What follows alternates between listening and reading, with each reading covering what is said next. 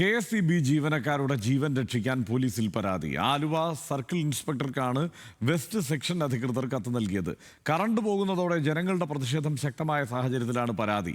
വിവരങ്ങളുമായി സഹിൻ ആന്റണി ചേരുന്നുണ്ട്. സഹിൻ, ഈ കറണ്ട് കട്ടുമായി ബന്ധപ്പെട്ട് അല്ലെങ്കിൽ ഈ ലോഡ് ഷെഡിങ്ങുമായി ബന്ധപ്പെട്ട് പലതരം വാർത്തകൾ വന്നു. പക്ഷേ ഇങ്ങനെ ഒരു വാർത്ത ഇതാദ്യമായാണ്. എന്താണ് സംഭവിച്ചത്? ഹർഷൻ, ചിരി വരുന്നുണ്ട്. ഹർഷൻ, അതായത് KSEB ഓഫീസിലേക്ക് ജനങ്ങളുടെ ഒരു പ്രവാഹമാണ്. രാത്രിയാകുമ്പോൾ 12 മണിക്കെല്ലാം കറണ്ട് പോവുകയാണ്. ഈ സമയത്ത് സ്വാഭാവികമായിട്ടും ആളുകൾ പ്രതിഷേധവുമായി എത്തും. ചില ആളുകൾ ആക്രമിക്കാൻ തുനിയുന്നുണ്ട്.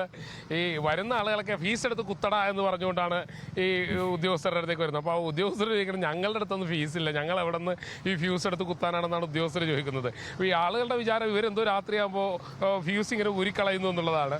അപ്പോൾ അതുകൊണ്ട് തന്നെയാണ് ഈ വരുന്ന ആളുകളൊക്കെ ഈ വന്നിട്ട് KSEB ജീവനക്കാരോട് വന്ന് പറയുന്നത് ഫ്യൂസ് എടുത്ത് കുത്തട എന്ന് പറഞ്ഞ് ഇവർ ആക്രമിക്കാൻ ശ്രമിക്കുന്നുണ്ട്. സ്വാഭാവികമായും ജീവനിൽ അവർക്കും ഭയമുണ്ട്.